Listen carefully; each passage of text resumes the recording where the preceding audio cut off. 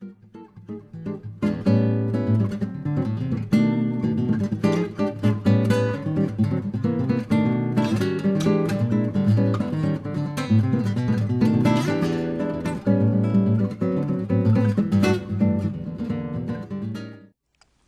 guys, thanks for tuning in for part 2 of my compact survival kit. We dropped off in part 1. We were talking about ways to procure water, and we stopped talking about this Aquamira personal water filter. This is a really good filter for this type of kit because it weighs less than 1 ounce, and it's good to filter out up to 20 gallons of water. It has the filter here in the end. Basically, you would just insert this into your water source and you could use this straw to drink through. If the water was pretty cloudy or if it had any type of sediment in it, I would recommend filtering it through the coffee filter system, which I showed you earlier. Too, I could use a t-shirt or any type of cloth that I had for my clothing to filter out sediment, and then that way I could drink directly through this to cleanse out any contaminants or pollution that might be in the water. So this is a really good option. I understand that this filter could become broken or clogged, and therefore I have another backup method for getting water, which is Potable Aqua. And these are water purification tablets. These tablets are available from any type of camping store. Even Walmart carries them in their camping section. They're about $6 a pack. And this would be an immediate way that I could purify some water. If I needed it right away, I would use this option. I might use the other options if I had the time, if I wasn't desperate. I'd save these for the exact moment that I needed them, but definitely another backup that I have to securing some water for myself. Moving on, food. We talked about food before, and this kit is not large enough to really pack any type of rations or any type of food that I can eat. If I'm on a day hike, I might carry a Cliff Bar or something like that in it, but really no food source is going to fit in this type of kit. So what you have to include is something that you can use to secure food in the wild, to find a natural food source. And this is one thing that I really feel strongly about because I've used it and I've gotten good results with it.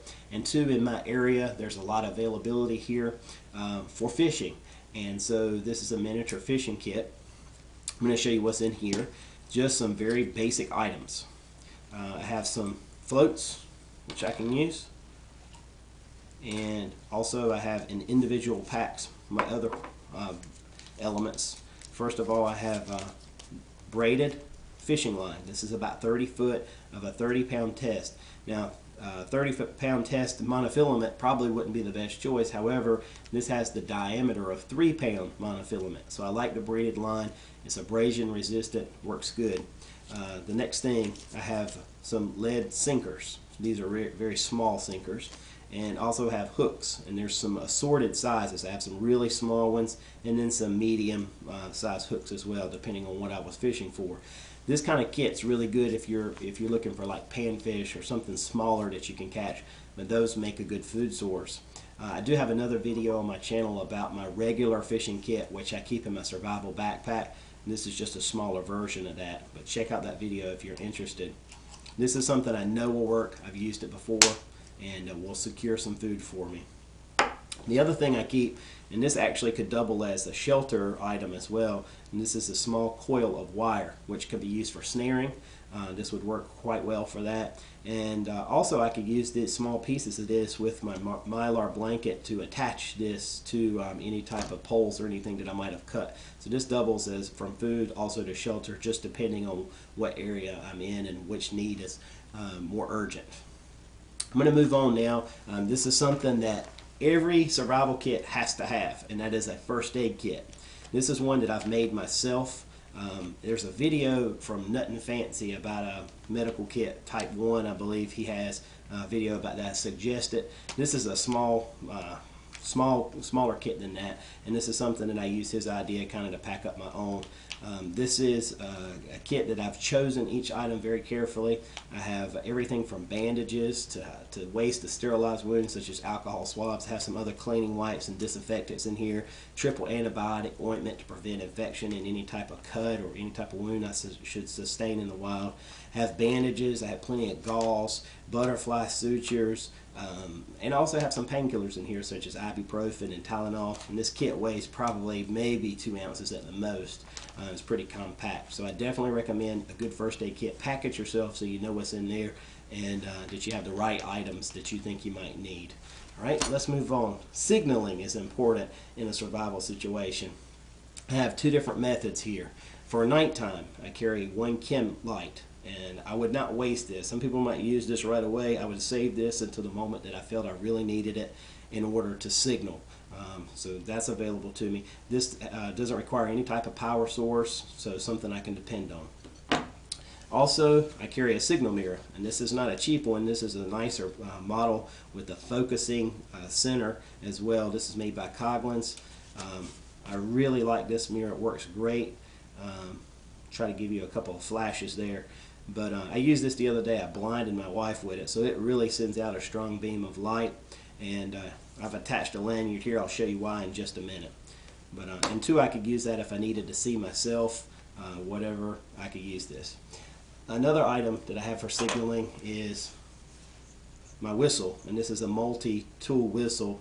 The whistle has the compass, and actually the compass is quite good on this, even though this is not like a really high-dollar item. I've compared it with my Silva compass and several others that I have. It's always accurate, so this is pretty good. Also has a thermometer on it, which works really well. That way I can keep up with what temperatures I'm in.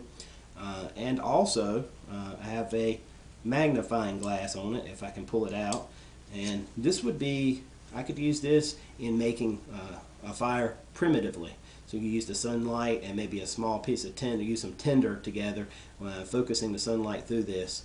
That definitely is a method that would have to be practiced, but this is available to me if I needed it. So this is a pretty handy tool. You can see I've attached it also to a necklace, and that goes back to I always put lanyards on everything, because that way I can attach it. I can attach it to my belt loop. I can attach things to this necklace. My fire steel had the S-Beaner on it. I can attach that. So pretty much all my equipment could be attached to this necklace if I needed to for whatever reason. There's only a couple more things in this kit. This is $1 in quarters. Some people might not think to carry this. I keep this kit with me pretty much all the time. I keep it in my truck. When I go on any type of a trip, even if it's a short distance, 30 minutes from the house, I'll throw this kit in there just in case. Not that I'll be lost in the wilderness, but if I broke down and there was nobody immediately there to pick me up, these are some items that I might use. One or two things, especially my knife, or these quarters I could use as well. I keep them taped together, that way I wouldn't be tempted to use them unless I really needed them. If I got to a payphone and didn't have the coin to make a call, that'd be a shame. This way I ensure that I have it, just to make it a little easier. The only other thing I have here is some batteries, and I normally keep 2 batteries in this kit. I actually use those, so these are my replacements. But I normally keep 2 in. The reason is this mini mag light that I keep on the kit uses 2 AA batteries, so I would keep 2 in the kit as a backup. That's pretty much everything in this compact survival kit. I'm sure some of you might watch this and say, well, you're missing this or you're missing that, and I'm sure there might be 1 or 2 small things that I could add. The key for me is it's not what you have in your kit, it's your skills and your knowledge and your will to survive. Let's say I didn't have this kit at all in a survival situation. Well, I'd hope I wouldn't perish. I'd hope that the skills and the knowledge that I've acquired and also my strong will to survive would help me to make it through. Really, the wilderness can provide everything that you need. These are just to make it a little more convenient. These are some comfort items that can help me in securing those basic needs. Again, but if I found myself without this, hopefully I'd still be able to make it. Hopefully I'd never find myself depending on just what's in this belt pouch. Hopefully I'd have my survival backpack with me if I needed, which is obviously much better stocked with heavier and nicer gear. But remember that knowledge, skill, and the will to survive are your most important assets with the kit following it. 2, if you have all these items in your kit and you don't know how to use them, well, that's not going to help you either. The key is you got to practice with these things. You got to learn how to use them, how to apply them. And remember, though, knowledge, skill, and the will to survive always your most important things in a survival situation. I appreciate you guys watching. Feel free to make comments. I don't claim to be an expert on these types of kits. I'm still learning too. I've been working on it for a long time, but I know I can still learn new things. So please feel free to comment and let's share together. And I appreciate you guys watching this. Any comments, subscriptions, anything that you put on my channel, I really appreciate it.